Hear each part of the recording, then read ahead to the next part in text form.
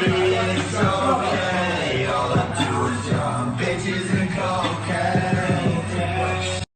Whoa, hi. I just got a haircut.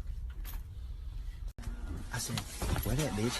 I'm in fucking Long Beach, New York. I'm about to go to Brooklyn, New York. Come fuck me. I'm playing with fucking Fergenstein, you hear me? And Marty. What's poppin'? And TJ. What's poppin'? Let's fuck cause I can make you rich. All my life can say that girl. Don't tell me you can say that shit. All she want is payback for the way.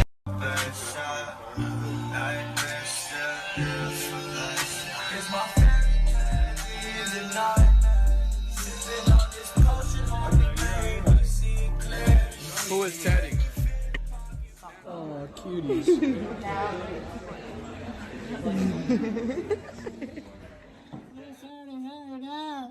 Horrible resume.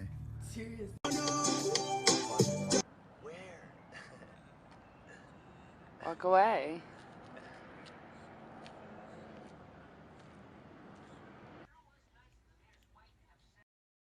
Guys. Emma, I was texting Ghost Man, I'm sorry. Stop it. You're smiling. You're not supposed to be filming. To my world full of grief. Some days are worse, some days are better. 9 months had gone by and I finally washed your dirty sweater. But you know what? I can still smell you on that sweater, and my mind still plays those little tricks, because I've seen you in the strangest of weather.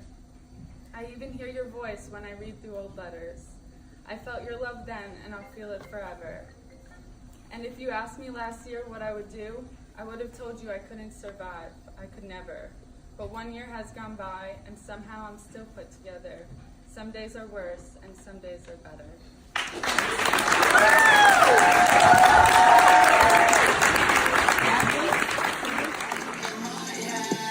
Living more or less my dream. They will not forget about me. I got all these toes on me, but I only want my ex, so I drown my pain in sex.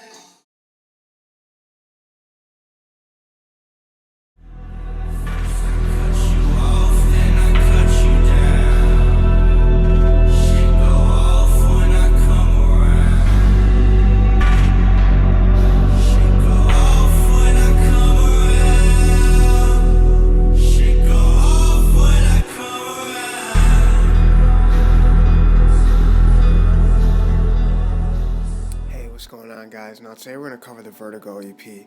Now, if you really think about this project in its entirety, the fact that Peep filmed 3 music videos for this 4-track mixtape, which was MOS, Shiver, Come Around, and Drugz, that's not in order or anything. I just know those songs because they're some of my favorite Peep songs. We really have to tip our hat to Adam 22. Now, he gets a lot of shit, and a lot of people, especially close to Peep, do not like this guy. They feel he's a dick rider, kind of this pocket grabber and kind of clout chaser, and really just rides the coattails of Peep since he's been gone.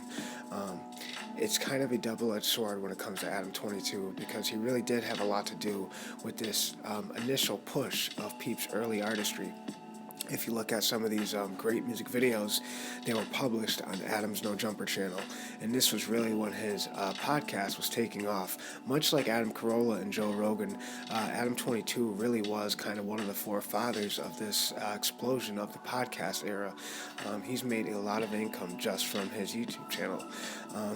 Now, you know, there's a lot of people, especially Nedarb hates Adam 22, and he thinks that he exploits Peep for views and streams. But I will say that there's been a lot of times where Adam 22 has defended Peep. I know when there's that obnoxious, atrocious, weird, bizarre YouTuber J Station did these contacting Peep and XXXTentacion videos from the grave, and kind of pretends that he's talking to their spirits. And man, what a dickhead move. And if there's any YouTuber that should be dragged into the street and kind of shot with a rifle point blank in the face, it would have to be J Station and Michael McCrudden. Just 2 guys that are really just scum, bottom of the barrel, scrape of the boots, just kind of fucking dirtbags. People that really, I mean, this guy, Mike, he really does publish items the minute something happens. Like Peep died, he had a video up that day. X died, video up that day. Mac Miller died, video up that day. It's just disgusting. I mean, at least give a 48-hour window period where people can grieve and people can kind of deal with this loss. Just because these people leaving this world didn't affect you and make you devastated doesn't mean that millions of people aren't trying to initiate a mourning phase. So please don't pull the trigger on content before their names are even etched on the gravestone yet. It's just ridiculous. But anyways, let's get into this project.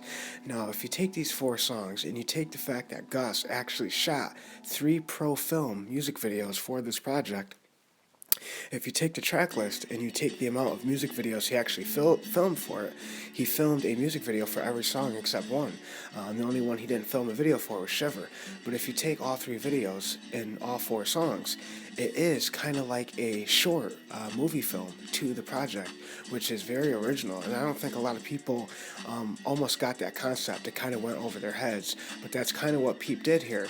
It was almost like if you were to buy this compilation mixtape or this EP in the store, say you were to walk in Strawberries or FYE, man, I miss music stores, I wish they'd come back around, but say you were to walk into a CD retailer and buy the Vertigo EP, it would have almost came with a DVD of music videos. So it really is almost like a mini doc of Peep's artistic timeline from this 2015 period on the underground LA scene. This is where he really would meet a lot of these Thraxx House guys and Schemaposse, and this is really where this dynasty of musicianship was formed. Now, the first guy I want to make sure that we give credit to, because he really is almost this Stephen King author of some of the best production that was published, is John Mello. Now, if you guys don't know who he really is like a Robert De Niro of this underground production scene.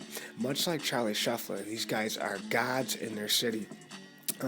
John Mello really doesn't get enough coverage, and a lot of people don't know who he is. But boy, let me tell you, if you guys ever get bored and you just want to hop on Google, type in John Mello and just start digging through the crates of this guy's resume. It's kind of hard to find some accurate information. A lot of people don't even have him listed on Genius as a member of Thraxx House. Are you kidding me? This guy was one of the main founders of that group. So not only was he really the bloodline to Thraxx House, he really was the soundtrack to Schemaposse. He made some of the best beats.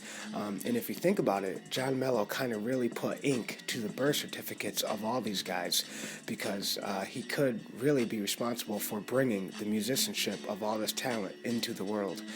It's amazing what John did in that short period of time. He really did groom a lot of these guys like Peep for success in the underground scene. I always was blown away by the producers that Peep worked with, whether it was Laderick or Broback or Hardtech or Fishnark, Cortex. He had really an Avengers team of production. It's so amazing, because if you look at all these producers, like artists or painters, the fact that Peep was circled by this many elite level artistic producers is amazing. Especially Dirty Vans. I have a whole video coming on Dirty Vans, so you guys gotta stay tuned for that, because man, he really is like the Predator, because he's very transparent. A lot of people don't know that he was there the whole time, but man, when you find out some of the songs he produced, it really is like the Predator, because he just smashes you and kills you on sight once it's apparent that it was him. He only did 3 songs, but boy, was it a big impact. But anyways, when you go back to Vertigo and you really look at this project as a whole, who's to say that Peep's early work does not sound as advanced as the later work? I really want to make that argument right now. Let's take a whole different project for 1 second. Let's take a song like High School off Lil Peep Part 1. Now, if you compare High School side by side to Moving On, Needle, or Wake Me Up, who's to say that those songs aren't tied equally as far as artistic value?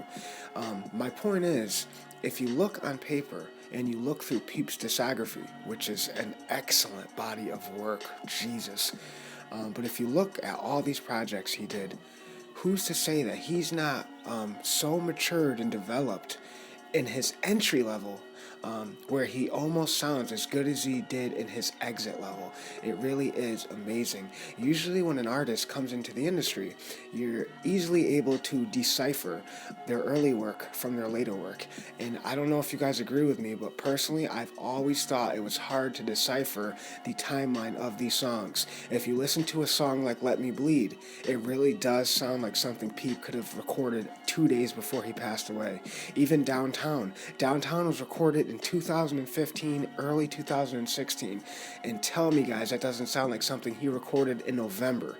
It really is amazing, the fact that he sounded so advanced. Some of his songs are so developed, and all this really does is really put a magnifying glass over the fact that he really did possess this elite, classic, advanced level of songwriting formula.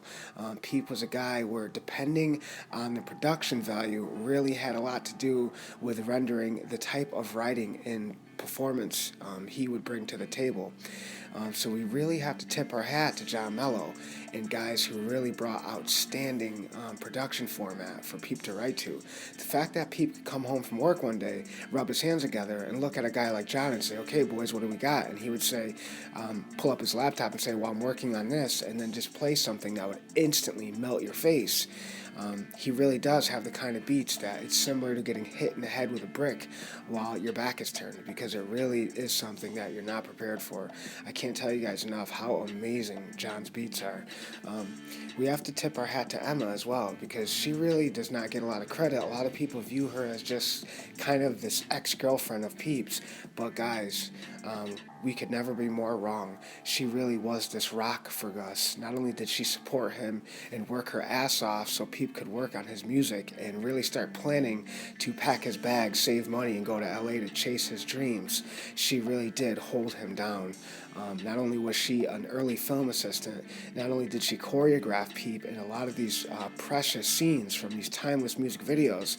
A lot of you guys don't know that.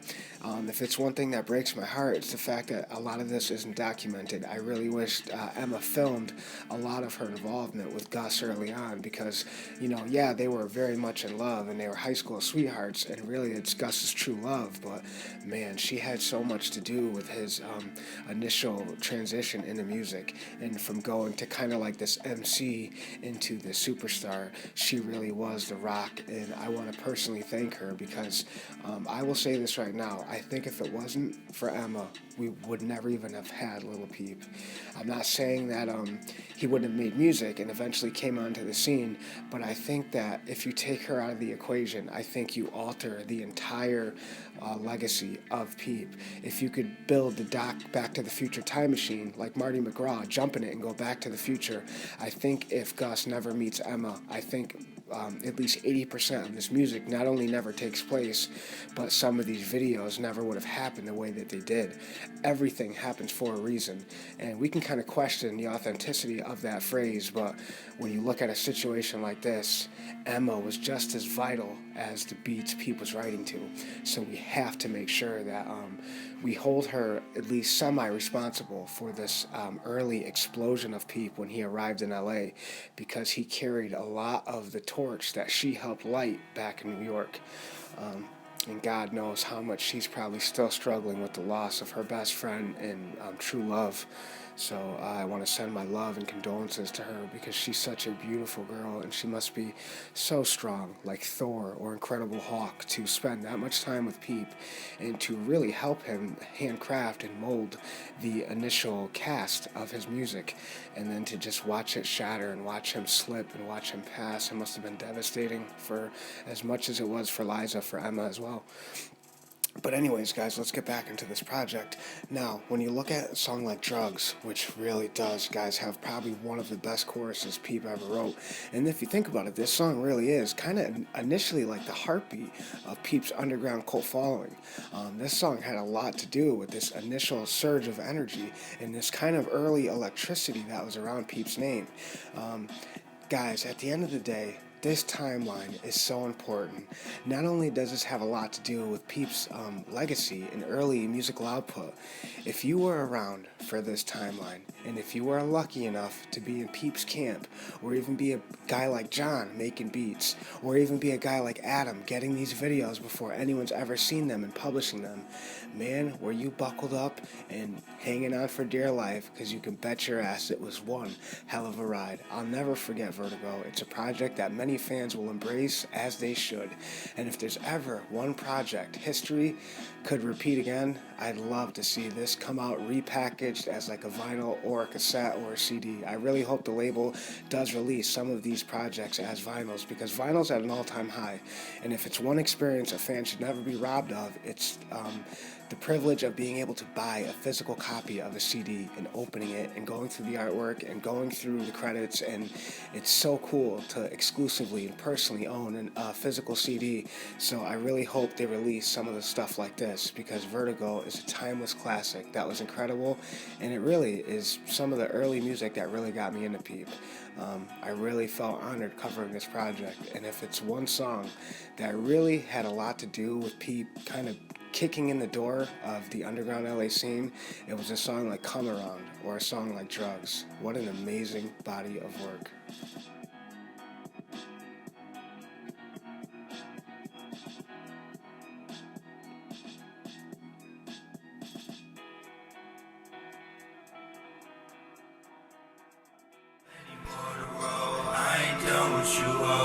I'ma slit your fucking throat. I ain't done with you, bro.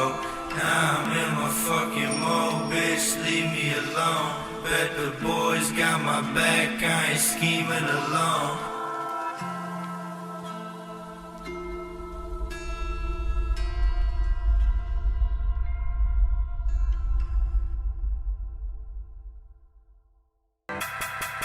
Yeah, I do the drugs. I don't give a fuck what you think. I got blood, I got mud, I got bud, I got drink. Only do it for the pain. It be fucking up my brain. I don't really give a fuck. I don't give a fuck, mate. I fly by the hoop, don't shoot my group, don't do that group like I do. I tell them that's cool. I got no rules. They making moves like I do. I don't eat food, but I take blues and I make news like I do. Get in my room, little bitch, I'm rude, but they can't do what I do.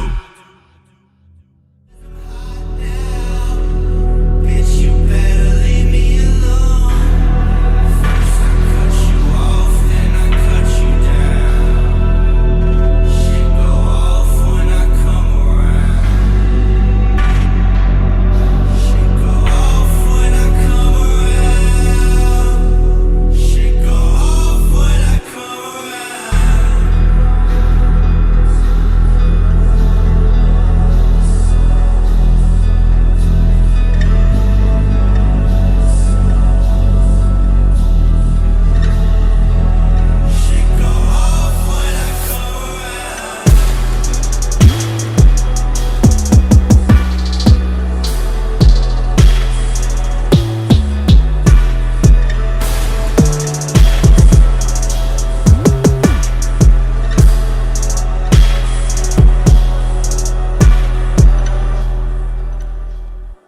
I mean, I've never met anyone who's colored their hair more times than me. Middle school came and we stayed friends. I remember he'd go on for hours making fun of the guys I dated. But no matter what he was saying, I couldn't stop laughing at it. Gus was able to do that. He was so funny, he would make you laugh so hard you wouldn't realize he's been making fun of you for the past 10 minutes. He'd make me laugh until I'd cry. I don't think it's physically possible to shed more tears for anyone. High school came, and we went back and forth, breaking each other's hearts.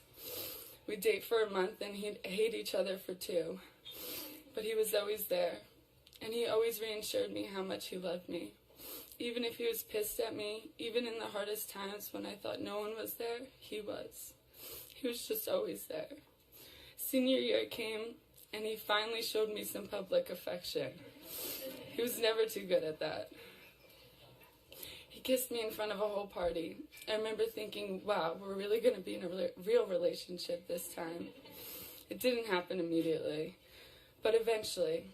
He moved to California after high school, and so did I. He was in LA, I was in San Diego.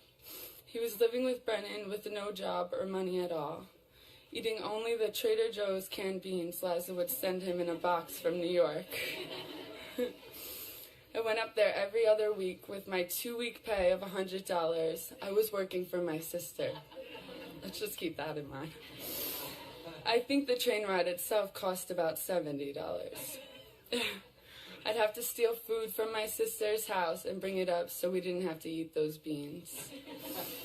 I think he wore the same pants every single day that year. And for some odd reason, it never grossed me out. He'd step out of his pants that were literally molded to his legs. They were so stale they would stand up straight. And I never even flinched. I mean, that's true love if you ask me. He eventually moved back home to Long Beach. I think it took me maybe 2 months to run back after him. I might as well have just immediately moved all my stuff into his tiny room, because I don't think I slept in my own bed more than 10 times that year. I was glued to him. I hated working. I didn't want to be away from him, which was pretty strange because we did absolutely nothing but sit in his room every day. I'd watch him smoke the clips people left at his house the night before, because either he didn't want to leave his house to get weed, Ian wasn't around, or he had no money to buy it, which was usually the case. But he never worried about that. He always knew he'd have all the money he needed one day. He always knew he'd be something more. And I can truly say I don't think anyone who really knew him ever doubted that. He had to start kicking me out of his house so he could record. He would tell me he couldn't sing in front of me until he was famous. And then it all started to change. It started to happen. He started to have a fan base, girls started commenting on his pictures, and I started freaking out on him every other day. But no matter how much we fought, he wouldn't stop telling me how much he loved me. We'd break up, and the next minute I'd get a text from him saying, "I love you." He made it so hard to ever be mad at him. He'd tell me, "No matter what, Emma, you're always my family." And I didn't really know what he meant by that until now. I'd get mad at him and say, "I'm not your freaking sister, Gus, I'm your girlfriend." But now I get it, because I feel like I've lost the closest thing to me. But you know what makes it feel a little better? Knowing he's right here by my side.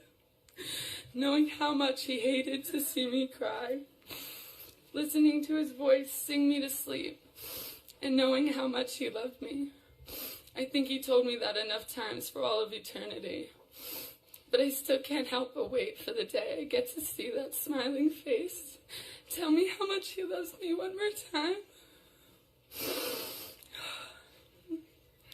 I don't think anyone could ever forget a smile that big. Gus, I don't know if this will ever get easier. But I know with your guidance I can make it through. We all will. There's an empty hole in my heart, but with every single beat, I can feel you shining through it. You are my soulmate, and souls never die. You live through me, he lives through all of us.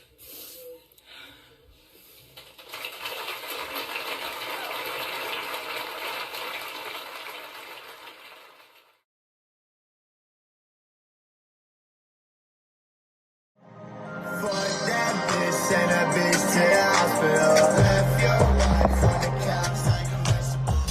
Cocaine, lost her up, but you got something to trust. If you want to sit still, got something to. She said I can't do impossible. Bitch, too pussy, you're the man, you an officer. Bitch, you ain't confident, but baby, I was sucking to trust. If you want to sit still, got something to. Cocaine, lost her up, but you got something to trust.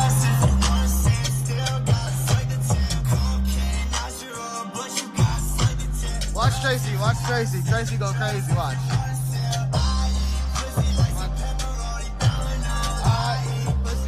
Grandpa funeral.